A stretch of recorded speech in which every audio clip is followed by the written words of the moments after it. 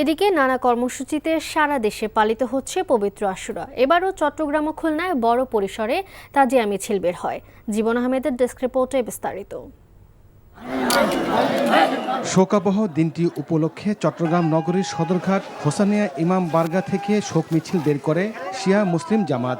পরে তাজিয়া র্যালিতে নেতৃত্ব দেন হালিশহর শিয়া মসজিদের ইমাম মাওলানা আমজাদ হোসাইন। ইমাম হোসেন আলাইহিস সালাম আমাদেরকে শিক্ষা দিয়েছেন যে জালেমের বিরুদ্ধে সোচ্চার হতে হবে, লড়াই করতে হবে, কিন্তু তিনি যুদ্ধ করতে আসেননি। কারণ তিনি তার পরিবারকে নিয়ে মদিনা থেকে যখন বাইরে হয়েছেন তখন বলেছেন যে আমি নানার উম্মতের সংশোধনের জন্য বাইরে হয়েছি। খুলনায় আঞ্জুমানে পাঞ্চাগানের উদ্যোগে শোক মিছিল বের হয়।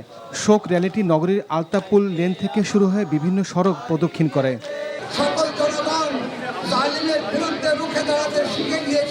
পবিত্র আশুরা উপলক্ষে যশোর ঈদগাহ ময়দান থেকে তাজিয়া মিছিল বের হয়। মিছিলটি গুরুত্বপূর্ণ সড়ক প্রদক্ষিণ করে কুরালি মোড় ইমামবাড়া গিয়ে শেষ হয়।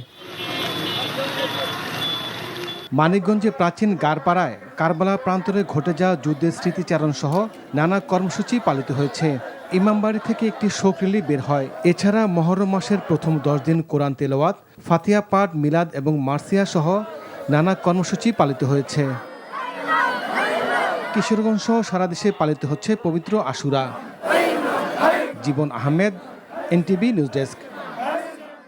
বান্ডেল থাকলে প্রতি সেনমানিতে টাকা বাঁচবে। বিকাশ সেনমানি বান্ডেল কিনে জিতুন প্রতি লেনদেনে।